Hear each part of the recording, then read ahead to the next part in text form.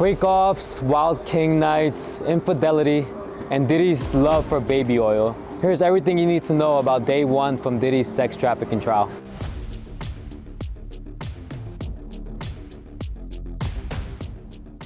I was in court today as a male escort shared his heartbreaking eyewitness account of Diddy allegedly dragging his ex-girlfriend across a hotel room by her hair on day one of the rapper's explosive trial.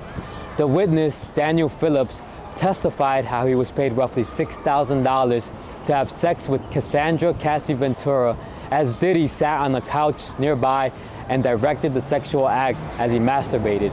Courtroom heard explosive opening statements on both sides as dozens of anxious reporters from across the world and members of the public lined up overnight to get a seat inside the gallery and one of the 3 overflow rooms. I witnessed as 16 members of Diddy's family, including his 3 adult sons, arrived for the start of their father's trial. Prosecutors alleged Diddy engaged in a decades-long criminal conspiracy with an inner circle that he expected to, quote, treat him like a king, setting, quote, impossible demands and becoming violent when those demands were not met.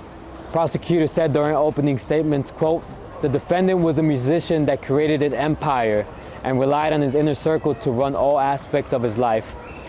To fulfill Diddy's sexual fantasies, prosecutors alleged his inner circle of security members and chiefs of staffs booked dark hotel rooms stocked with drugs, male escorts, and baby oil for his freak-offs, or also known as hotel nights or wild king nights. Prosecutors said Diddy allegedly forced 2 girlfriends, including Cassie, to participate in these sex marathons before allegedly threatening her, saying if she ever defied him, he would release the video of her having sex with male escorts.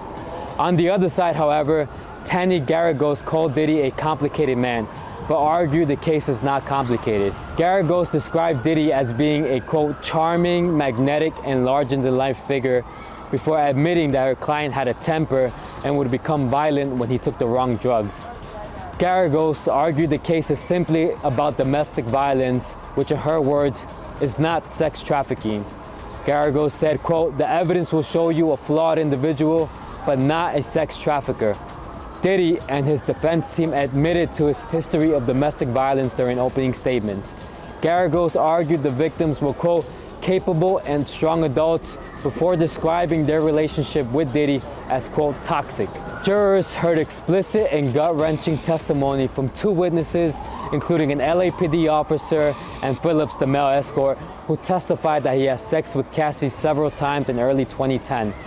Phillips told jurors that he had unprotected sex with Cassie at hotel rooms across Manhattan and at her apartment, but stopped engaging in the sexual acts after witnessing and, quote, hearing Diddy physically assault his then girlfriend.